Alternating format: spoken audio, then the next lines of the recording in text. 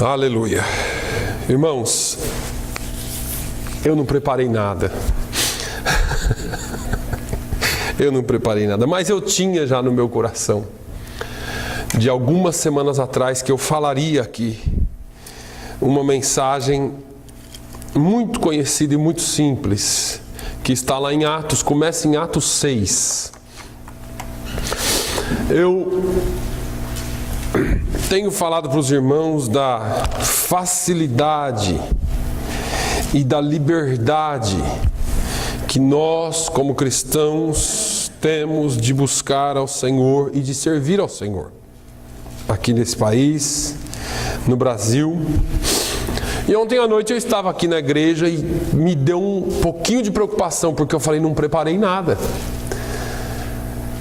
Chegou o dia de domingo e eu não preparei nada. Eu estava aqui ontem à noite e foi quando aquele casal de africanos, ele africano e ela brasileira, vieram aqui para um momento missionário. Ele não fala português, ele só fala francês e inglês, mas eu acho que ele é fluente em francês, porque ele não falou inglês, ela traduziu. Mas ele me deixou uma marca profunda, porque quem tem coração missionário, irmãos, não consegue ouvir as coisas de missão ou sobre a obra missionária e não sentir aquilo que está acontecendo no mundo. Ele deu dois testemunhos bem rápido, mas ele deu uma palavra muito poderosa. Simples, mas muito poderosa, que nós precisamos fazer, que nós precisamos orar por alguns países, principalmente os países de fala muçulmana, ou de prática muçulmana, de fala árabe, ou de outros idiomas. A realidade é que ele contou uma coisa que nem eu sabia, e hoje explica o porquê de tantos testemunhos estarem acontecendo nesse sentido.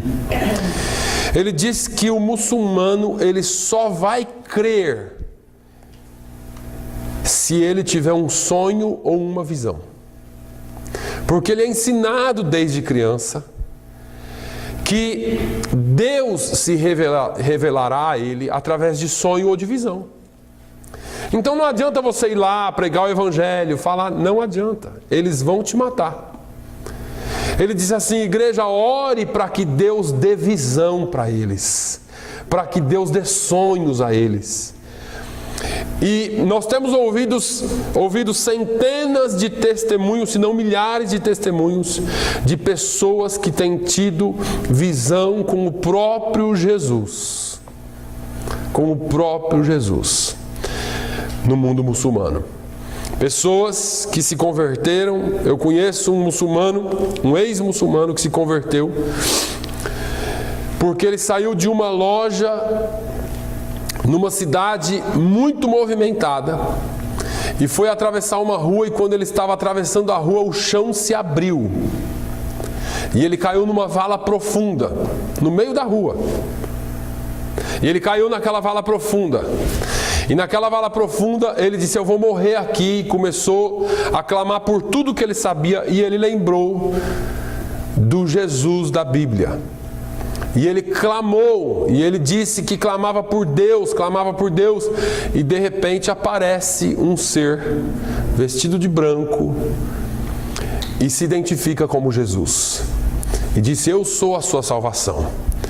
Me sirva, me siga. E ele então tirou esse rapaz de dentro do buraco que não existia. Aquilo foi uma visão em pleno dia, em pleno meio da rua. Ele se viu nessa condição e ele entregou a sua vida para Jesus. Assim está acontecendo no mundo muçulmano. Muitas pessoas estão aceitando a Jesus, porque estão vendo ou estão tendo visões, estão tendo sonhos, e Jesus, o próprio Deus, tem se apresentado a eles e se declarado Salvador. Então, nós precisamos orar pelos países muçulmanos para que Deus realmente se revele literalmente a eles. Mas por que é que eu estou falando isso? Porque em Atos, no capítulo 6, depois da instituição dos primeiros diáconos, ou daqueles que serviriam as helenistas, as irmãs gregas de fala grega, judia de fala grega, no versículo de número 8, nós vamos ver a história ou relato sobre o primeiro mártir do cristianismo, sobre Estevão. Estevão, a Bíblia começa dizendo no versículo 8 assim: Estevão, cheio de fé e de poder, fazia prodígios e grandes sinais entre o povo. Eu quero que você só pare aqui um pouquinho. Durante esses dias que nós estivemos aqui, eu me lembro que um dos pastores, enquanto ministrava, não lembro se foi o pastor José Wellington ou o pastor Jader Dutra, ministrando a palavra de Deus aqui, disse que um dia, falando com um pastor bem velho, bem antigo, um homem experimentado nos trabalhos, um homem experimentado na obra de Deus, ele, talvez ainda novo, quem foi perguntar, que eu não me lembro exatamente se era o pastor Joel, alguém contou esse testemunho aqui, foi conversar com ele e disse assim: pastor, o que nós jovens, os jovens pastores, precisamos fazer para alcançar essa nova geração? E ele disse assim: você precisa fazer o que Jesus falou em Marcos 16, porque de teoria o povo está cheio. De teoria o povo sabe muito. O evangelho pregado só, o evangelho falado só, tem em tudo quanto é canto e até na televisão. Cada um com gosto, cada um com sabor, cada um com jeito. Agora ele disse assim: os sinais que seguirão aos que crerem, o falar em língua, o expulsar os demônios, o curar os enfermos, o beber alguma coisa mortífera e não lhe fazer dano algum, isso está escasso. Quando foi a primeira ou a última vez que você viu um milagre de verdade acontecer? Mas um milagre de verdade, não é você orar e depois tomar Tilenol e a dor passar. Eu estou falando daqueles que é de verdade. Por que é que nós não vemos mais isso? A Bíblia diz que Estevão, cheio de fé e de poder, Jesus disse assim: olha, errais por não conhecer a palavra de Deus e o seu poder, as Escrituras e o poder de Deus. Existe uma conexão muito forte entre essas duas coisas, ao ponto que me faz pensar que se você conhece a palavra de Deus, as Escrituras, mas não conhece o poder de Deus, está faltando metade. Está faltando uma parte. Eu não estou dizendo que sempre que você orar vão ser curados. Eu não estou dizendo que todos falarão línguas. Eu não estou dizendo que todos profetizarão. Eu não estou dizendo que todos beberão coisa mortífera e não lhes fará dano algum. Eu não estou dizendo que isso vai acontecer na vida de todos. Eu estou dizendo que não está acontecendo na vida de ninguém. Alguma coisa tem de errado com a igreja. Eu olho para a vida desses homens. Eu já falei aqui, Atos dos Apóstolos é o registro dos 30 primeiros anos da igreja primitiva, marchando sobre a terra. Em 30 anos de relatos, a Bíblia diz que eles alcançaram, faz-se aqui uma conta, de que nesses 30 primeiros anos, eles já tinham alcançado 500.000 pessoas em todo o mundo antigo. E com 50 anos, todo o mundo conhecido da época já havia ouvido falar de Jesus. Você pega os relatos em Atos, diz, olha, em Atos 2 você vai ver aqueles primeiros crentes recebendo. Quantos foram que receberam o Espírito Santo? Eu não lembro de cabeça. Não que receberam, que se salvaram, que foram salvos na primeira pregação de Pedro. 3 ou 5 mil? 5 mil. A Bíblia diz que 5 mil foram salvos na primeira pregação de Pedro. Depois você vai ver em Atos 4 que mais um tanto de milhares de pessoas foram salvas. Depois você vai ver em Atos 8 ou 9, ou 8 melhor, porque 9 não, outros tantos sendo salvos. Você vai ver que todos os dias iam se agregando à igreja aqueles que deveriam de ser salvos. Aí você fala assim, pastor, como que a gente vai comparar? Porque naquele tempo ninguém conhecia. E quando o poder de Deus desceu e pegou aquele povo lá, eles iam, faziam mesmo, e as pessoas iam vindo, as multidões, tal. Era muita gente descrente, né? Só foi aceitando Jesus. E quem disse que em Fall River está cheio de crente? A gente usa a dificuldade do local para justificar a nossa incompetência, a nossa falha com Deus. Me perdoem, eu estou me incluindo.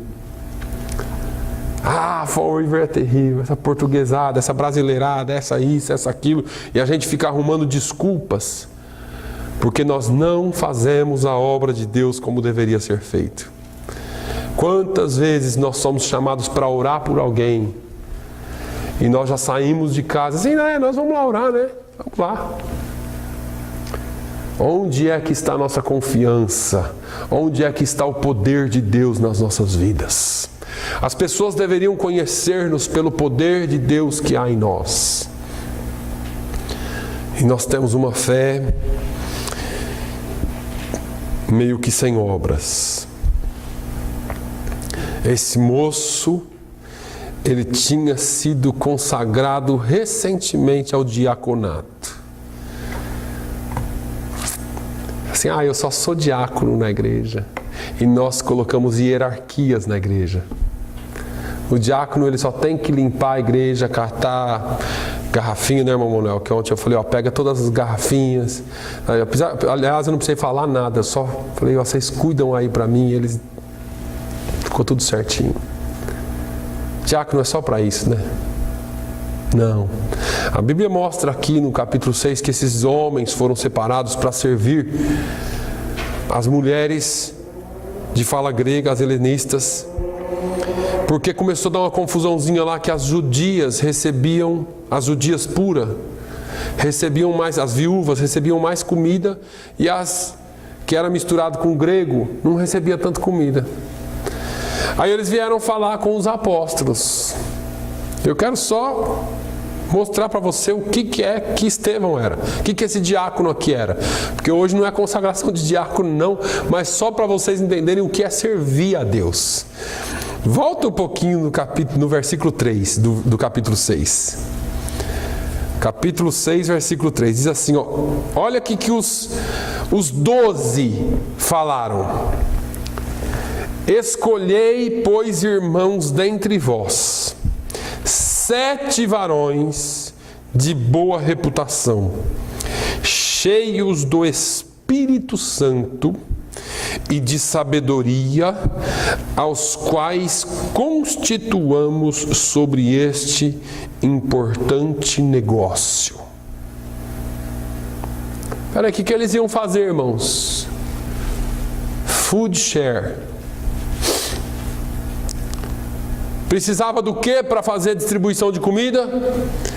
Tinha que ser homens de boa reputação, cheios do Espírito Santo e de sabedoria, porque eles seriam constituídos sobre um importante negócio. Eu não gosto de entrar em detalhes aqui, porque quando eu penso nesse importante negócio, por que é que esses apóstolos falaram que esse negócio de distribuir comida para a viúva era importante?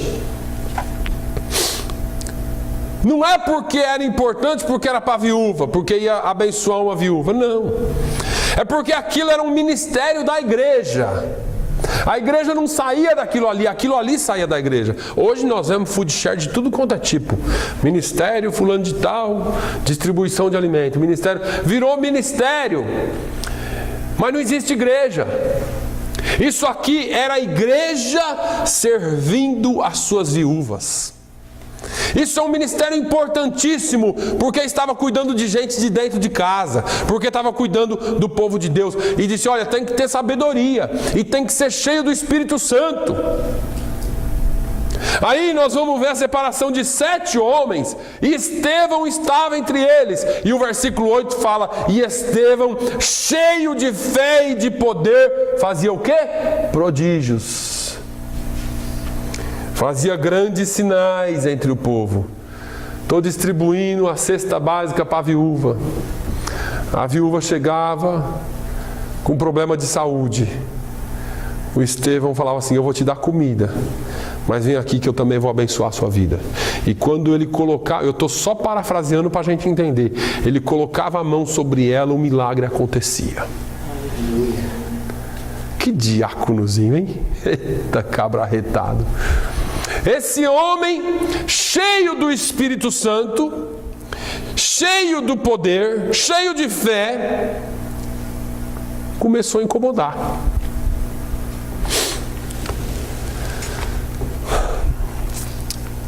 Existem 2 linhas de pensamento muito fortes dentro da igreja. Uma delas é que a igreja tem que ser,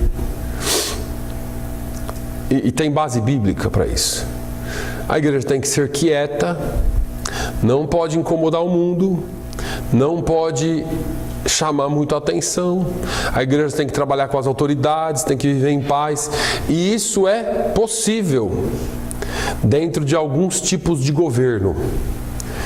Por exemplo, os governos democráticos dão essa possibilidade para a igreja, desde que a igreja não se suje com isso. Então, dentro dos governos democráticos, nós temos a liberdade de culto ao ar livre, de pregar, de evangelizar nas ruas, nas praças, nas casas. Nós temos toda essa liberdade. E essa é uma linha que a Bíblia nos ensina. Romanos 13 fala para nós sermos sujeitos às autoridades. Isso. Mas existe uma outra questão aqui. E aí entra para a questão espiritual. Porque nós podemos viver em paz, sim, até um certo ponto, quando nós incomodaremos, porque a Bíblia não fala que Estevão fez nada contra o governo aqui. A Bíblia não fala que Estevão fez nada contra a lei aqui. A Bíblia fala que Estevão, cheio de fé e de poder, fazia prodígios e grandes sinais. Quando ele fazia prodígios, ele curava um manco, curava um surdo, curava um aleijado, fazia grandes sinais, que eu não sei o que significa isso, mas Lucas, quando escreveu, sabia o que estava escrevendo. Ele estava fazendo só coisa ruim. Porque quem cura um paralítico acabou de fazer um negócio horrível para a sociedade, não é? Claro que não. Claro que não. Quem faz um milagre na vida de alguém acabou de fazer algo muito bom. Só que ele não incomodou as pessoas pelas coisas que ele fazia contra a política, contra o governo, não, ele incomodou por fazer coisas boas. Aí levantaram-se alguns que eram da sinagoga chamada dos libertos. Olha só, liberto, do que eu não sei. Dos sirineus, dos alexandrinos e dos que eram da Cilícia e da Ásia, e disputavam com Estevão, queriam bater boca com ele porque ele estava curando, porque ele estava fazendo sinal. O que acontece, irmãos, é que todas as vezes que você se dispor ou se colocar à disposição do Espírito Santo de Deus para ser usado por Ele, o diabo vai se levantar contra você. E é por isso, talvez, que a igreja não quer entrar nesse campo do impossível. Porque quando você está no campo do natural, todo mundo é seu amigo. Começa a buscar a Deus, começa a clamar para que Deus use a sua vida, comece a andar de forma que Deus use a sua vida, comece a fazer de forma com que Deus vai te usar onde quer que você esteja, para você ver se não se levantarão pessoas. E você vai perguntar: o que eu estou fazendo de errado? Se eu só acabei de fazer o que o Senhor me mandou. Sabe o que você está fazendo de errado? A Bíblia diz, ou melhor, Jesus diz que o mundo jaz no maligno. Isso é uma guerra espiritual. Eu falo aqui, você conhece bem, a nossa luta não é contra carne, não é contra sangue, mas é contra principados e potestades, contra os principados das maldades do ar nesse mundo, ou nas regiões celestiais, ou no mundo tenebroso, conforme a sua tradução. Não importa, o que importa é que você não está lutando contra carne ou sangue. A questão aqui era totalmente espiritual.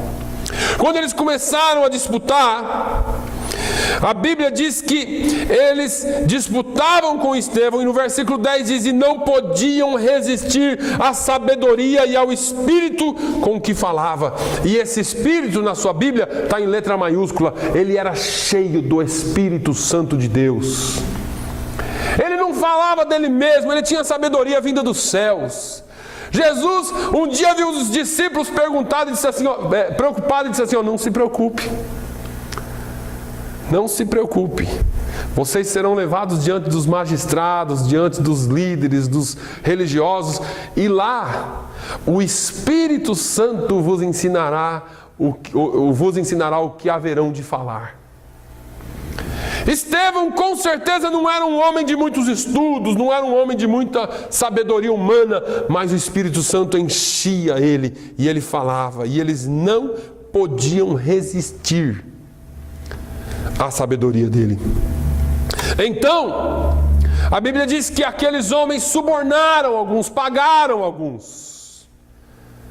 Pagaram alguns homens, porque isso aí não é de hoje, isso aí não é de um partido político só. Esse negócio de suborno, negócio de vender, comprar, não é de hoje, tá? Subornaram os homens para que dissessem: ouvimos-lhe proferir palavras blasfemas contra Moisés e contra Deus. Ora, o sujeito cheio do Espírito Santo iria falar contra o maior de todos os profetas, ou melhor, o homem que por ele Deus instituiu a lei, que era o que eles seguiam. Mas isso era crime de morte, por isso que eles pagaram para alguém falar. E aí algumas pessoas falaram isso, e aí, vamos resumir aqui: Estevão é levado para um tribunal e começa a debater, e Estevão começa ali mostrar um conhecimento bíblico profundo. Irmãos, você não precisa ser teólogo, você não precisa ser nenhum PhD, nenhum mestre para pregar o Evangelho. Mas você tem que saber pelo menos o beabá. Você tem que saber quem é Jesus, você tem que saber quem é Moisés, você tem que saber algumas coisas interessantes, algumas coisas básicas da Bíblia. Eu me lembro de um obreiro chegando em mim e falando assim: pastor, ontem teve uma vigília na casa de fulano. Eu falei: eu não estava sabendo. Mas teve, eles fizeram lá. E a pregação foi tão violenta, mas tão violenta, que o sujeito conseguiu ligar Sansão com Eliseu, com alguém. Alguém estava junto. Era um absurdo bíblico. E aí eu falei: tudo isso aí é a busca do poder sem o conhecimento da palavra. Jesus falou: errais por não conhecer as Escrituras e nem o poder de Deus. Se você conhecer as Escrituras, o poder de Deus será regido pela palavra. Porque tudo passa pela palavra. Se não passar pelo crivo, se não passar pela peneira da palavra, você pode descartar, irmão. Se não passar pelo crivo da palavra de Deus, não serve para você. Ah, mas ele profetiza de cabeça para baixo. Tá, me mostra na Bíblia onde é que tem alguém profetizando de cabeça para baixo, que eu vou lá nesse profeta. Ah, mas ele fala isso, ele faz... Tá na Bíblia, irmão. É modelo bíblico. Não é, então não é de Deus. Pode não ser do diabo, mas pode ser só da carne dele. O fato é que nós erramos por não conhecer. Estevão, ele era indouto talvez, inculto talvez, mas ele começa, se você puder ler depois na sua casa, ler Atos 6, 7 até o 8, quando acontece o que acontece, mas você vai ver que ele discorre sobre Deus desde o início. Ele começa, se eu não me engano, falando de Abraão, e aí ele fala exatamente do chamado de Abraão, e vai. O fato é que, quando apresentaram as falsas testemunhas,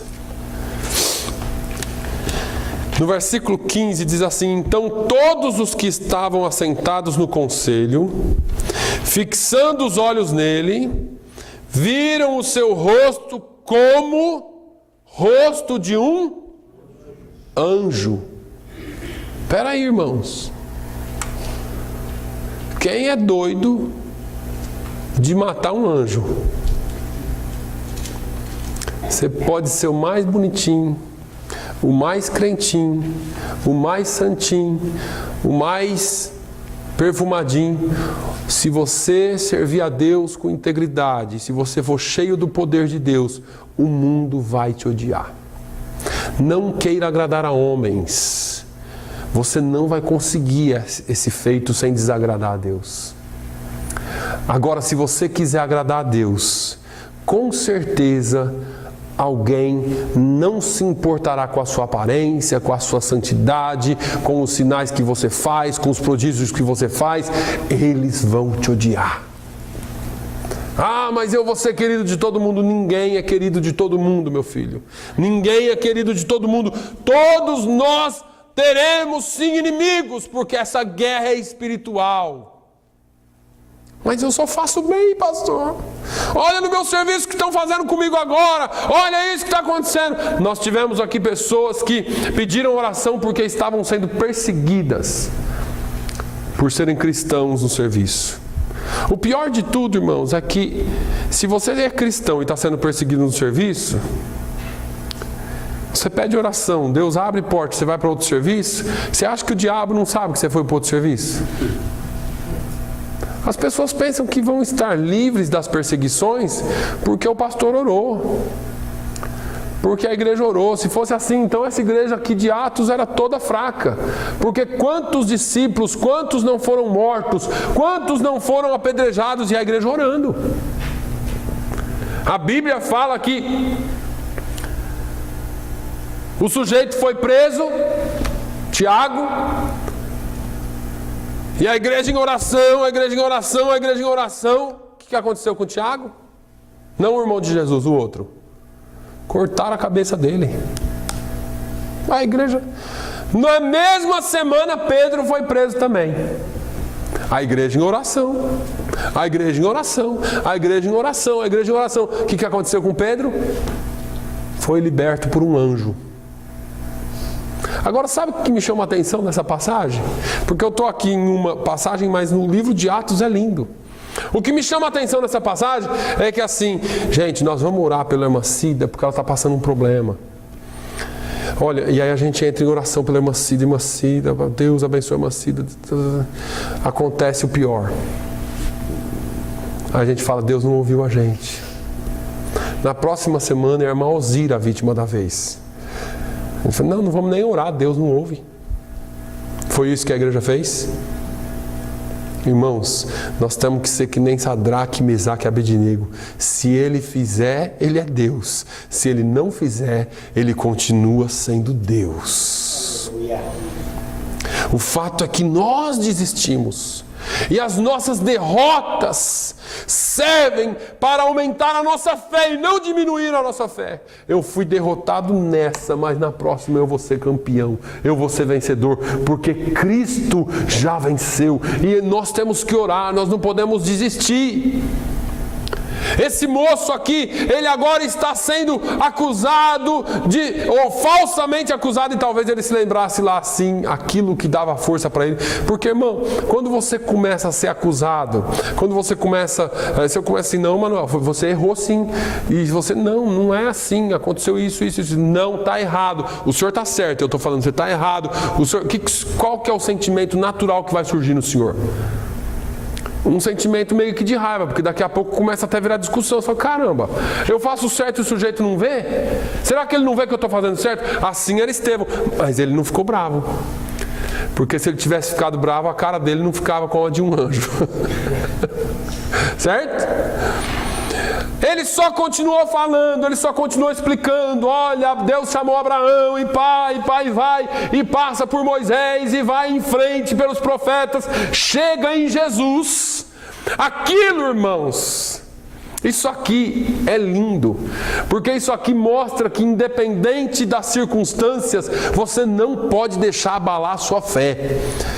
Pode acontecer o que for, eu creio. Pode mudar tudo, eu continuo crendo. Pode desabar tudo, eu continuo. Mas você está preso, mas eu continuo crendo, porque eu não vivo pelo que eu vejo, eu vivo pela fé.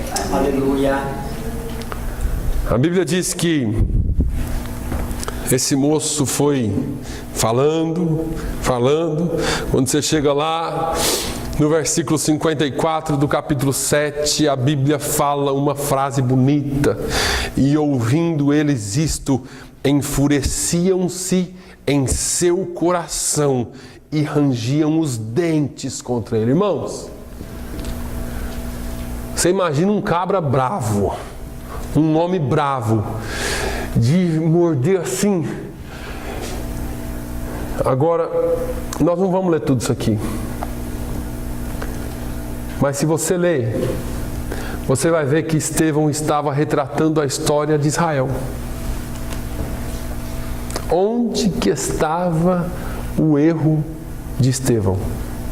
Em contar a história do Evangelho, a história de Israel, a história do povo de Deus, como Deus havia livrado, como Deus havia trazido para a terra prometida, como que é que Jesus havia nascido, como que ele havia sido feito milagres, como é que ele havia sido crucificado. E eles foram enfurecendo.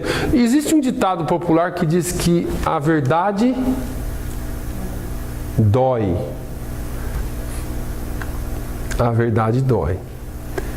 A verdade aqui, ela era tão afiada que ela entrava no coração daqueles homens e parece que estava matando. Você sabe por quê? Eu já falei isso aqui quando nós falamos sobre luz do mundo. Porque a luz cega as trevas. Porque quando a luz brilha, e a dele brilhava, até o rosto dele brilhava como de um anjo.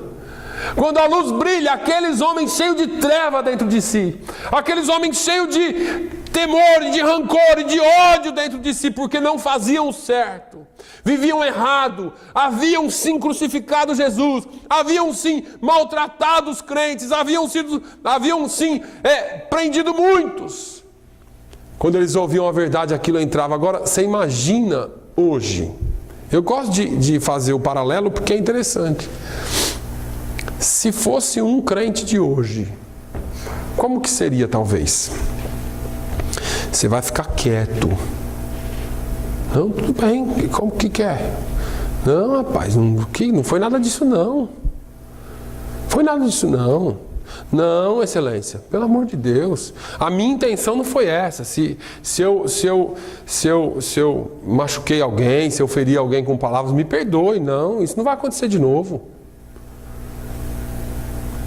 Ou será que vocês iam dizer, ou nós iríamos dizer, ou nós iremos dizer: não, excelência, senhores do conselho, eu prego o Cristo crucificado e ressurreto.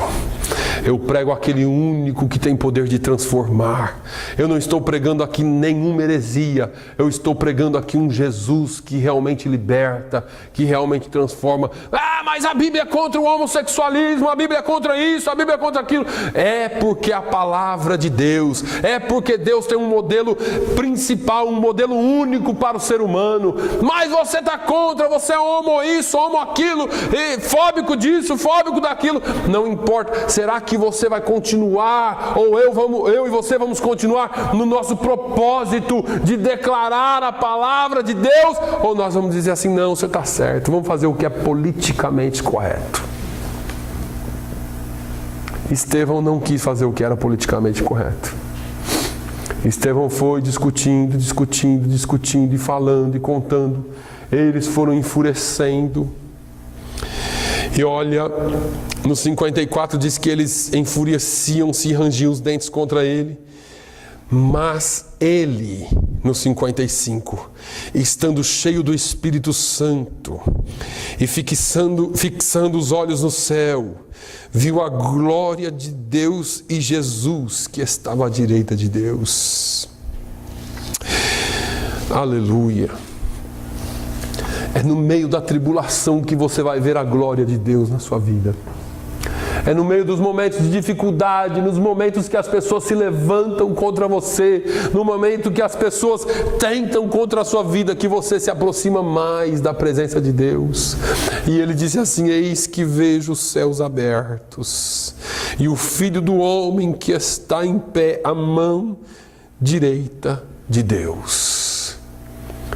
Alguém talvez poderia dizer assim, está doido, será que ele está doido?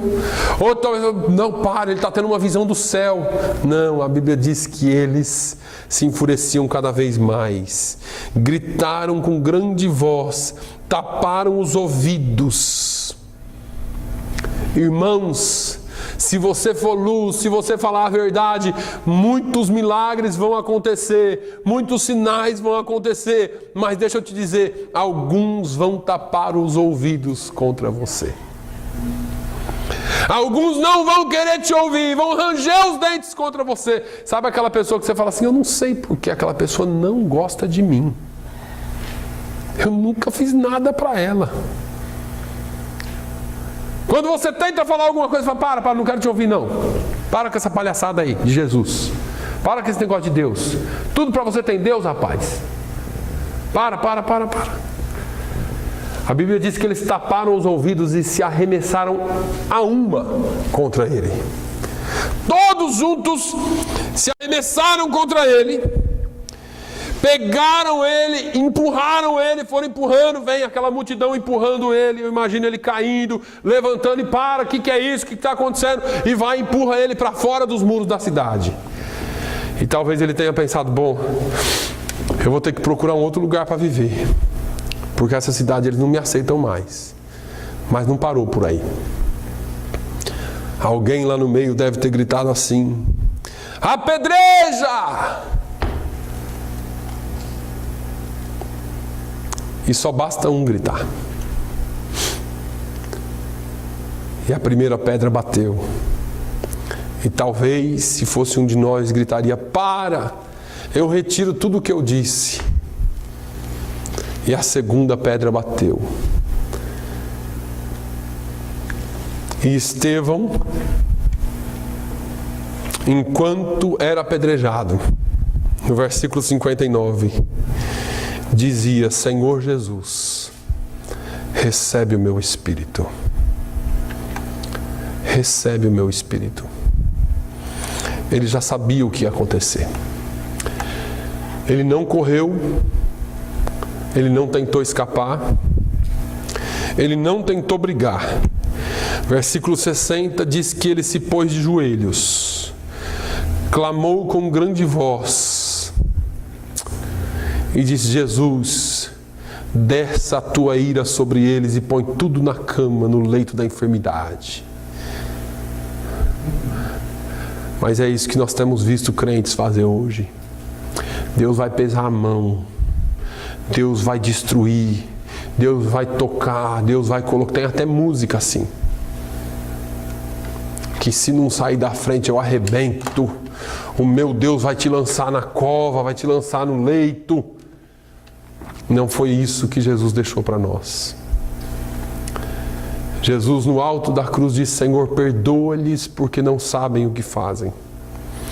Estevão tinha como modelo Jesus Cristo e os apóstolos. Estevão tinha um modelo certo de vida. Ele disse: Senhor Jesus, não lhes imputes este pecado. Estão te matando, estão te apedrejando e você está orando pelo seu inimigo. Jesus, perdoa. Perdoa, Jesus, perdoa. Algumas vezes eu vejo crentes